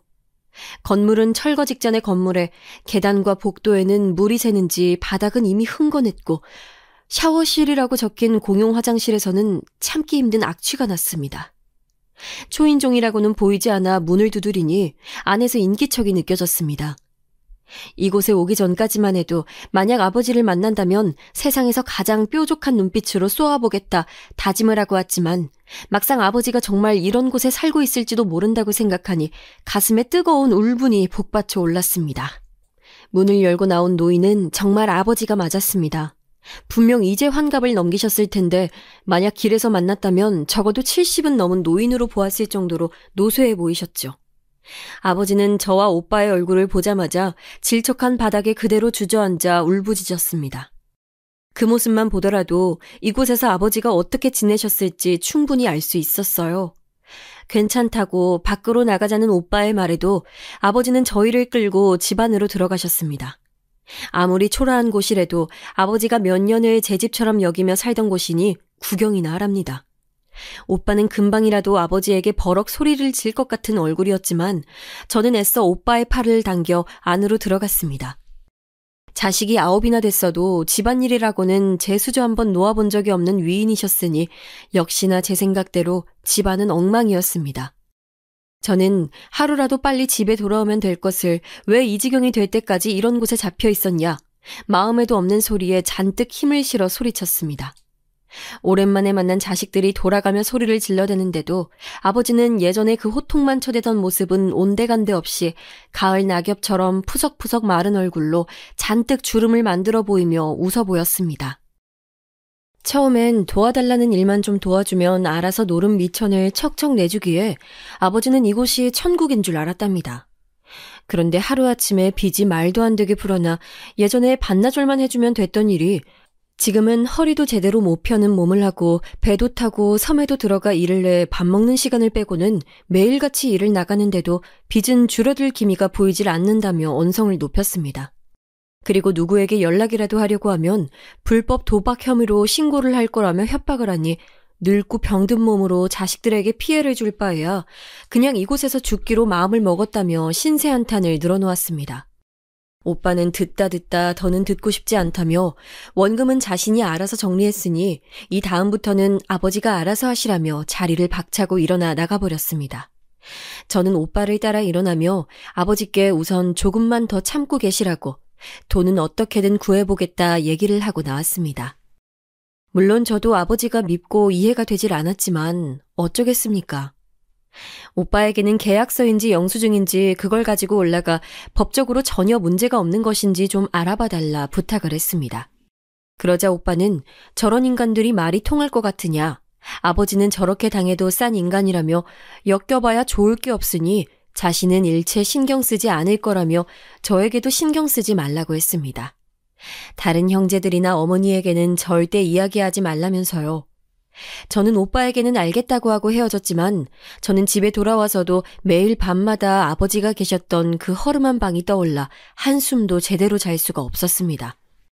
결국은 다시 한번 그 사무실을 찾았고 말도 안 되게 부풀려진 이자에 대해 다른 방법은 없는지 물었습니다. 방법이 있다면 제가 어떻게 해서든 갚을 테니 좀 도와달라고요. 각선미가 돋보였던 그 여자 직원도 처음엔 귀찮아하더니 나중에는 마음이 좀 동요했는지 명함을 하나 제게 쥐어줬습니다. 안 그래도 아버지께서 연세가 많아 아무리 일을 시킨데도 돈이 되질 않으니 회사에서도 골칫덩어리라며 명함에 적혀있는 실장이라는 사람을 찾아가면 그래도 좀 말이 통할 거라고 했습니다. 저는 감사하다고 허리를 숙여 인사를 하고 사무실을 나왔습니다. 그리고는 곧바로 공중전화로 달려가 명함에 있는 김 실장이라는 사람에게 전화를 걸었어요. 만약 오빠가 이 사실을 안다면 제게 시집도 안 간 처녀가 정신이 나갔다며 소리를 칠 게 뻔했지만 저도 나름 고등학교 시절부터 식당에서 일을 하며 산전수전까진 아니어도 질 나쁜 어른들을 상대하는 것 정도는 할 수 있을 정도였으니까 괜찮았습니다. 전화를 받은 김 실장이라는 남자는 처음에 아버지의 이름을 댔을 때는 시큰둥하게 굴더니만 딸이라고 말하자 곧바로 흥미를 보이더니 자신이 있는 사무실로 오라고 했습니다. 저도 절대 혼자서는 가면 안 되는 곳이라는 걸 직감적으로 알았지만 어쩌겠어요. 도움을 청할 사람이라고는 없는 상황이었는걸요. 우선 김 실장이 오라고 한 사무실은 역시나 겉은 멀쩡한 건축사무소 간판이 붙어 있었습니다. 슬쩍 문을 열고 들어가자 정숙한 정장을 입은 여자 직원이 밝게 웃으며 무슨 일로 왔는지 물었고 저는 김 실장을 만나러 왔다고 했습니다. 그러자 여자 직원은 안쪽 사무실로 안내를 해주더군요. 김 실장의 첫인상은 생각보다 험악하진 않았어요. 체구도 크지 않은 데다가 몸도 호리호리하니 나이든 빚쟁이들을 협박하고 노역이나 시킬 사람처럼은 보이질 않았습니다. 제가 역시나 사람 보는 눈이 없는 걸지도 모르지만요. 어쨌든 김 실장은 저를 보자마자 위아래로 한번 쓱 훑어보더니만 지금 무슨 일을 하느냐고 물었습니다. 저는 인쇄소에서 격리일과 다른 사무적인 일들을 한다고 말했고 김 실장은 대뜸 월급이 얼마인지 묻더니 그 월급의 2배는 받을 수 있는 곳에 자신이 취직을 시켜주겠다고 했습니다. 저는 그곳이 어디든 간에 분명 멀쩡한 곳은 아니겠다 싶어 저도 모르게 뒤로 한 발 물러서며 쓱 팔을 올려 제 어깨를 감쌌습니다. 그랬더니 김 실장이라는 사람은 대폭소를 하고 웃으며 제게 무슨 생각을 하는 거냐며 네가 아무리 어리대도 네가 따라주는 술을 먹고 돈 낼 사람은 없어. 라고 아주 재수없게 말하더군요. 물론 저도 그런 일을 할 생각은 당연히 없었지만요. 저는 그럼 도대체 무슨 일이길래 저같이 평범한 고졸자에게 그렇게 많은 월급을 주느냐 물었더니 차차 일을 하며 배워나가면 훨씬 더 많은 돈을 벌 수 있다고 했습니다. 저는 당연히 귀가 솔깃했고 그럼 제가 그 일을 하게 되면 아버지를 내보내주고 남은 이자를 나눠서 낼 수 있게 도와달라고 했습니다. 그러자 김 실장은 너무도 쉽게 그렇게 해주겠다고 하더군요. 저는 뭔가 미심쩍었지만 그래도 지금 하는 일보다 돈도 더 많이 벌고 아버지까지 데리고 나올 수 있게 됐으니 어쨌든 잘된 일이라 생각하기로 했습니다. 그렇게 아버지는 그 지옥 같았던 집에서 벗어나 어머니가 계신 집으로 돌아왔고 저도 김 실장이 말한 새로운 직장으로 출근을 했습니다. 다른 형들은 아버지가 놀다 지쳐 다 늙어서 집으로 돌아온 것이라 생각했지만 큰오빠는 잘 다니던 인쇄소까지 그만두고 난생 처음 들어보는 모델하우스라는 곳에 출근을 한다고 하니 아무래도 이상하게 생각했습니다. 저는 지금껏 언니 오빠들이 가장 노릇을 해왔으니 이젠 제가 잘해보겠다고 대충 들러대며 말을 돌렸습니다. 오빠는 제가 또 고생을 사서 하는 거라며 아버지 감시나 잘하라고 으름장을 놓았지만 저는 무언가 새로운 곳에서 새로운 일을 시작할 수 있다는 것에 기대가 됐습니다. 그리고 특히나 미리 받아온 유니폼이 마음에 들었어요. 푸른색의 단정한 블라우스와 무릎 위까지 올라오는 스커트는 마치 은행원이 입는 유니폼과 비슷해 보였습니다. 그리고 모델하우스에서 하는 일이 생각했던 것보다 저와 잘 맞았습니다. 항상 밝은 얼굴로 새로 지을 집을 보러 온 사람들에게 친절히 설명만 해주면 많은 사람들이 제가 한 말을 듣고 그 큰 돈을 주고 집을 사겠다며 계약서를 쓰더라고요. 신기하면서도 계약서에 사인을 하는 사람들의 모습에 왠지 큰 성취감이 들었습니다. 그리고 가장 중요한 건 계약서에 사인이 늘어나면 늘어날수록 제 월급만큼의 성과급이 들어왔습니다. 사기꾼 같아 보였던 김 실장의 말이 사실이었죠. 인쇄소에서 받았던 월급의 2배를 벌 수 있는 일을 소개해주겠다는 말이 맞았어요. 저는 월급을 받자마자 월급은 뺀 나머지 성과급은 아버지의 빚을 청산하는 데 썼습니다. 그래도 월급만 하더라도 인쇄소 때보다는 더 큰 금액이었으니 아버지까지 세 식구가 살기에는 조금 빠듯하더라도 지낼 만은 했습니다. 그리고 이렇게 3, 4년만 더 고생하면 빚도 거의 다 갚을 수 있을 거라는 희망이 보였습니다. 돈 버는 재미를 알게 되니 모델하우스 일은 금세 실력도 늘었고 함께 일하는 직원들 중 가장 실적이 좋았던 달에는 김 실장이 직접 와 자신이 역시나 사람 보는 눈이 있다며 칭찬을 늘어놓고는 직원들을 모두 다 데리고 회식까지 시켜주더라고요. 학교 다닐 때도 한번 받아본 적 없었던 칭찬을 아버지의 빚쟁이 아저씨에게 받게 될 줄은 꿈에도 몰랐지만 어쨌든 제가 잘하고 있다는 것이니 싫지만은 않았습니다. 그런데 제가 너무도 세상을 밝고 순진하게만 생각하고 있었습니다. 일한 지 1년이 넘었을 때였나? 갑자기 월급이 멋대로 50%나 떼어져서 나온 것이었습니다. 저는 도무지 이유를 알 수 없어 곧바로 격리과를 찾아갔지만 직원은 김 실장의 지시라면서 그쪽에 따지라는 말뿐이었습니다. 저는 기가 차고 어이가 없어 그날 퇴근을 하자마자 김 실장의 사무실로 찾아가 따졌습니다. 그런데 돌아온 김 실장의 말이 가관이었습니다. 아버지가 얘기 안 해? 새까만 대리석 책상에 짧은 두 다리를 꼬고 올려놓은 채 재떨이에 담배를 비벼 끄는 모습이 역시나 재수없었지만 제가 의린 입장이었으니 무슨 일인지 이야기해달라고 했습니다. 그런데 김 실장은 정말 몰랐냐며 되지도 않는 시치미를 떼더니만 아버지가 또다시 돈을 빌려 갔다는 것입니다. 그것도 제 이름으로요. 저는 이게 무슨 말도 안 되는 계약이냐고 나한테 묻지도 않고 왜 또 돈을 빌려준 것이냐고 고래고래 소리를 질러댔지만 김 실장은 안 그래도 딸내미 허락은 받은 거냐고 너희 아버지에게도 물었지만 너희 아버지가 어디 그런 상식이 통하는 사람이냐며 이미 도박장에 빚을 잔뜩 지고 온 상태로 와서는 깡패처럼 생긴 놈까지 옆에 달고 왔으니 오히려 자신이 너희 아버지를 도와준 것이라며 적반하장으로 나왔습니다. 저는 너무도 기가 차서 할 말이 없었습니다.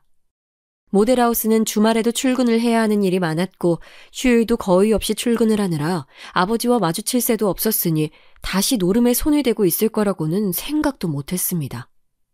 아니, 좋은 아버지는 애초에 아니었다 하더라도 사람이라면 다신 화투장 근처에는 가지 말았어야 하는 것 아닌가요?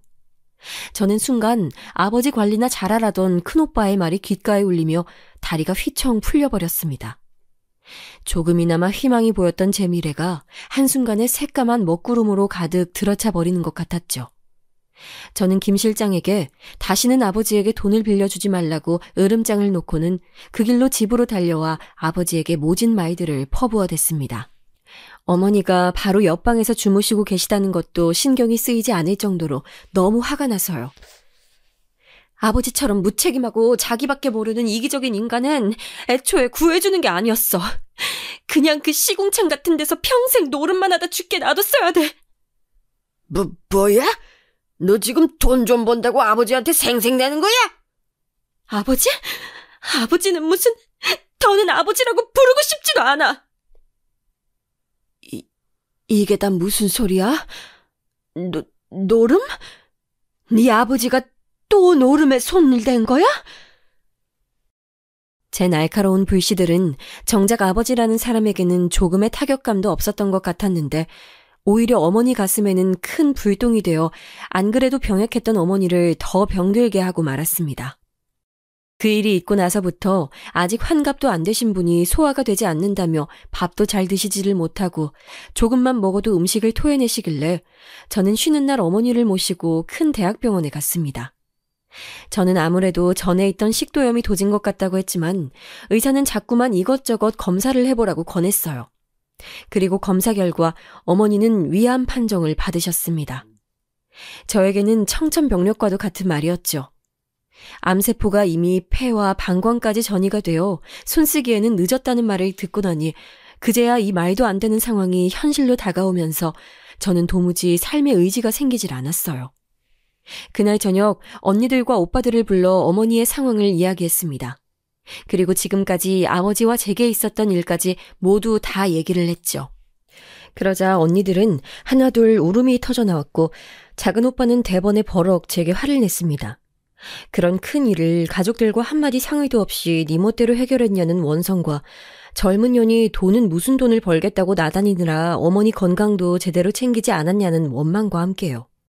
그리고 눈물을 훔쳐내던 언니들도 금세 오빠 편을 들며 저를 나무랐습니다.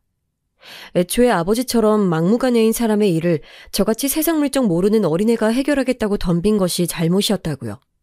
그리고 일은 제가 다 벌려놓고는 아버지밖에 모르는 어머니 앞에서 왜 아버지께 그런 소리들을 해댔냐며 야단이었죠.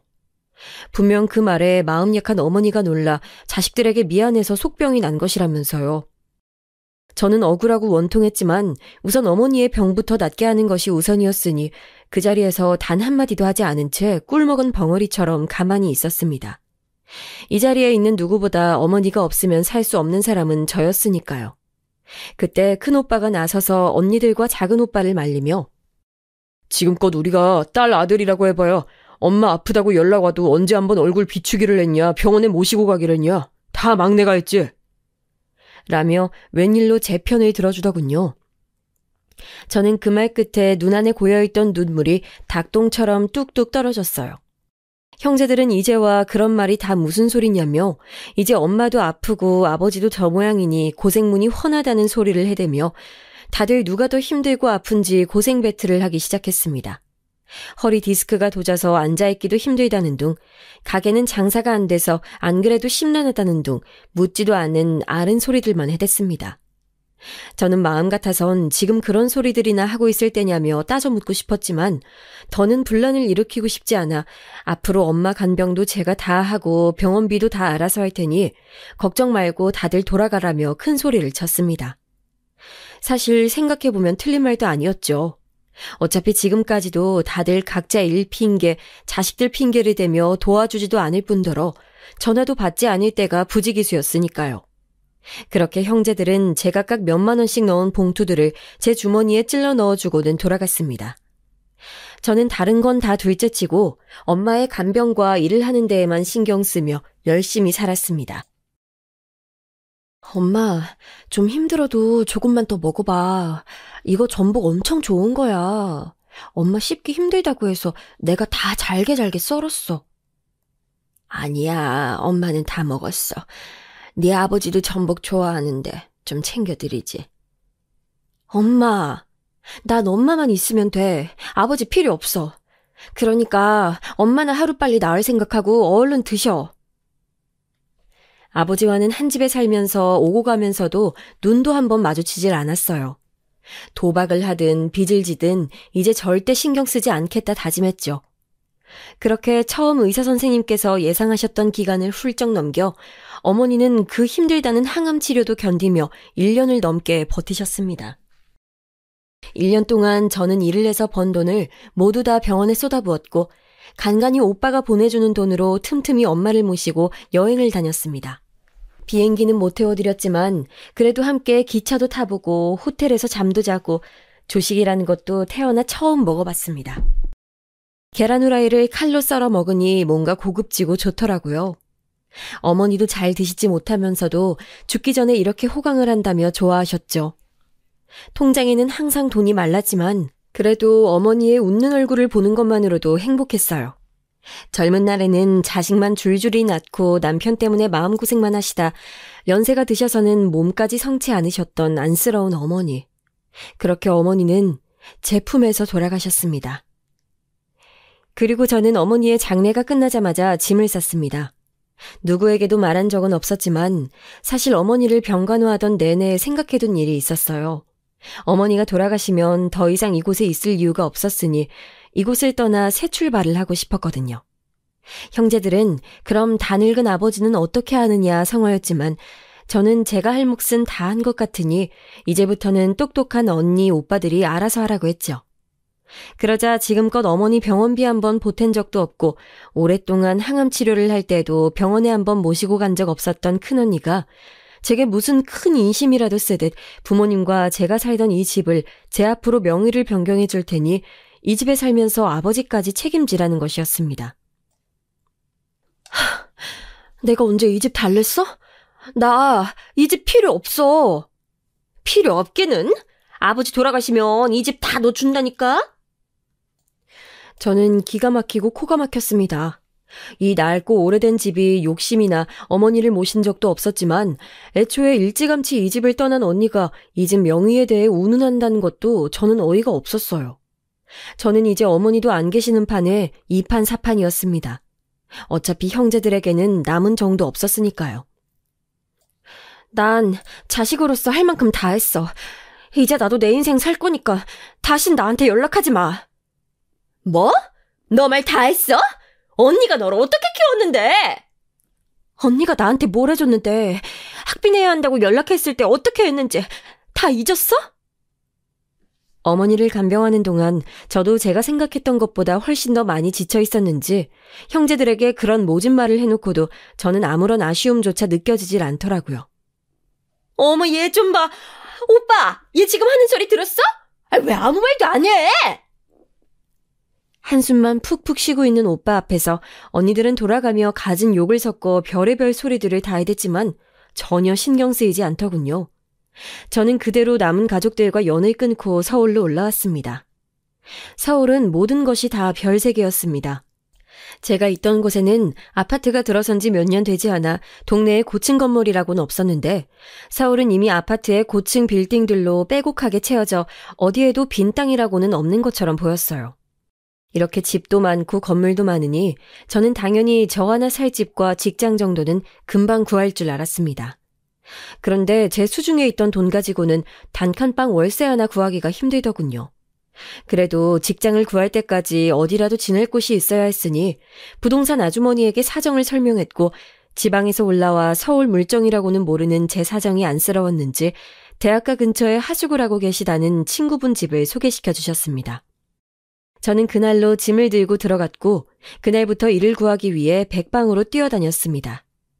며칠 발이 퉁퉁 부을 정도로 돌아다니다 보니 처음엔 꼬불꼬불 정신없던 서울 지하철도 어느새 금세 적응했고 버스 노선도 금세 외우게 되더군요.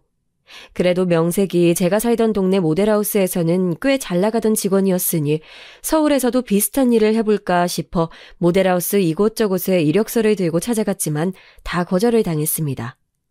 거절을 당한 이유는 다 똑같았습니다. 제가 사투리를 쓰기 때문이라고 하더군요. 할 수 없이 격리나 사무 업무를 볼 수 있는 회사들까지 몽땅 다 이력서를 여기저기 내고 연락을 기다리는 동안에도 마냥 놀고 있을 수만은 없는 노릇이니 당장 아르바이트라도 할 곳을 찾아다녀야 했습니다. 그러다 배가 고파 우연히 들어간 식당에서 가장 싼 백반을 시켜 먹었는데 눈이 휘둥그레질 정도로 반찬이 너무 맛있었습니다. 서울에 와서 먹은 음식들은 죄다 달고 양도 적어서 먹을 때마다 돈이 아깝다 생각했었는데 이 집은 달랐어요. 저도 모르게 계산을 하고 나가면서 사장님께 음식이 너무 맛있다고 오지랖까지 부렸죠. 그랬더니 사장님께서는 대뜸 고향이 어디냐고 물으시더군요.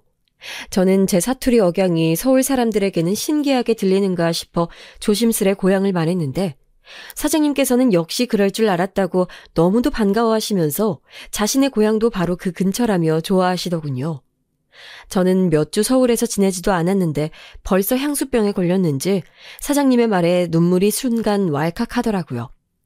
그 길로 사장님의 손에 붙들려 앉아 믹스커피도 한 잔 얻어 마시고 저희 어머니 얘기까지 하게 됐습니다.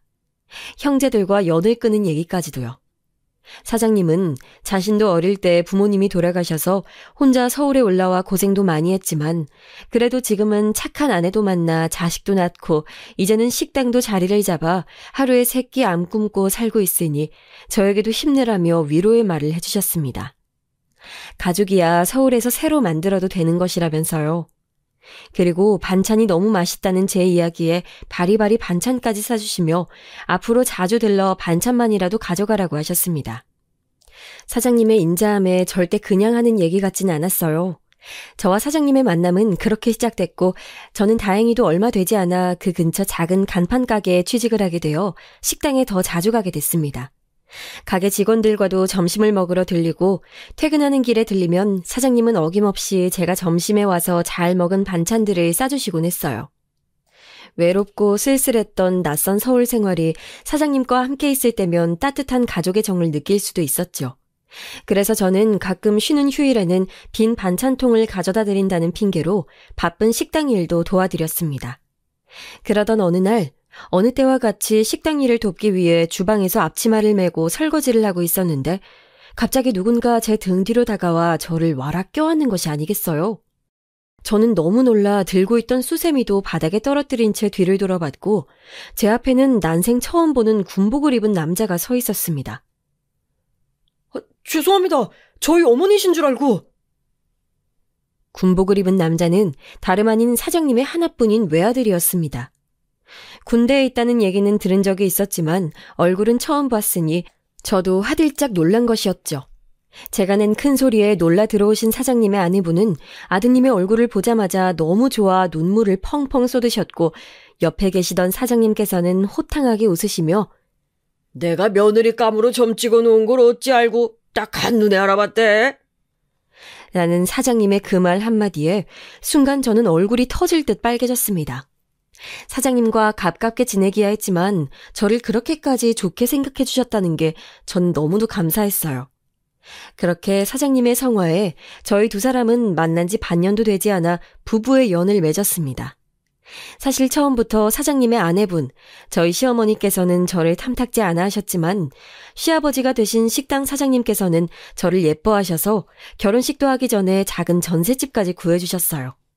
저희는 아이가 생길 때까지 각자 직장을 열심히 다니며 돈을 모았고 첫 아들을 가졌을 때쯤 오래된 집이긴 했어도 그래도 저희 가족만을 위한 첫 집을 장만했어요.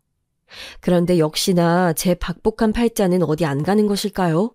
그날 아침까지도 문안전화를 드렸을 때 멀쩡하셨던 시아버지께서 저희 집에 반찬을 주러 오시던 길에 교통사고를 당해 돌아가시고 말았습니다. 제가 괜히 아버님께 해주신 반찬이 먹고 싶다 하지만 않았어도 일어나지 않을 사고였는데 말이죠.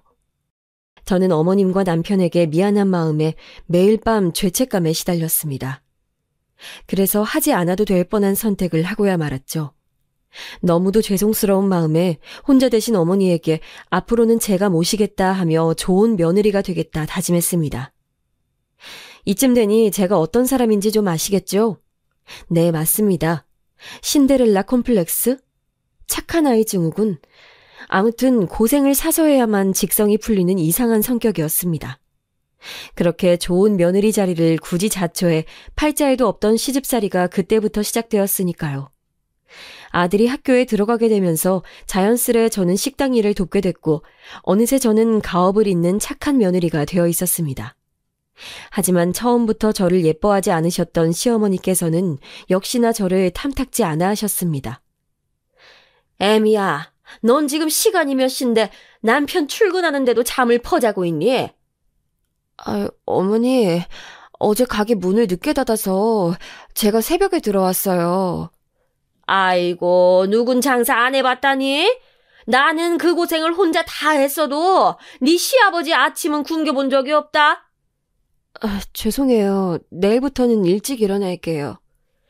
저번에는 어디 남편이 하는 일에 일일이 토를 달고 간섭을 해대더니만 너는 어떻게 된 애가 일일이 다 가르쳐줘야 하니? 일일이 다 대꾸할 수도 그렇다고 대꾸해봐야 좋은 소리도 못 들으니 그렇게 참자 하며 몇 년을 살다 보니 가정의 평화는 잘 유지되고 있었지만 언제부턴가 저는 말 한마디 제대로 하지 못한 채 시어머니의 뜻에 맞춰 남편의 그늘에 살고 있었습니다. 그렇게 20년 오로지 시어머니와 남편 그리고 우리 아들만 바라보며 바쁘게 살았습니다. 그 전의 일들은 모두 다 까맣게 잊고 말이죠. 눈 깜짝할 사이 제 아들도 군대에 입대를 했고 여전히 시어머니의 간섭은 받고는 있었지만 그래도 저는 어엿한 식당 사장이 되어 있었습니다. 그런데 언제부턴가 먹기만 하면 자꾸만 소화가 안 되고 윗배에 통증이 있었습니다. 잠들기 전에 토하지 않으면 편히 잠들 수가 없었죠. 저는 순간 잊고 지냈던 지난 젊은 날의 일들이 파노라마처럼 스쳐 지나갔습니다. 내가 가장 사랑했던 우리 엄마. 내가 우리 엄마를 가장 많이 닮았구나. 누가 봐도 답답하다 느껴질 정도로 착하게만 살아온 것 같은데 왜 제 인생은 계속해서 고난이 반복되는 것일까요? 밀어내려 발버둥을 치고 쥐죽은 듯 살아도 박복한 인생은 제 마음대로 떨쳐낼 수 없었던 것일까요? 저는 서울의 큰 대학병원에서 어머니와 같은 위암 판정을 받았습니다. 그런데 제가 위암에 걸린 것보다 저를 더 슬프게 하는 일이 있었어요. 바로 저희 시어머님이었습니다. 제가 암에 걸린 사실을 알자마자 모든 행동들이 180도 달라졌어요. 너희 부모라는 사람들은 도대체 어떻게 된 사람들이길래 자식한테 그런 더러운 병을 물려줬다니? 네? 어머니, 그게 무슨 말씀이세요? 너희 엄마도 위암으로 죽었다며. 그게 뭐 좋은 거라고. 아유, 자식한테 주고 가서는 남의 자식 발목을 잡는다니. 어머니, 아무리 그래도 어떻게 그런 얘기를 하세요. 내 아들이 지금 호라비가 3개 생겼는데 내가 못할 말이 어딨어. 시어머니의 말도 말이었지만 더 서러웠던 건 남편이었습니다. 시어머니의 뒤에 숨어 모르는 척 나 몰라라 하더라고요. 시어머니는 제 얼굴을 보고 싶어 하시지도 않았어요. 그러면서 지난 시아버지의 사고에 대해서까지 꼬투리를 잡았습니다.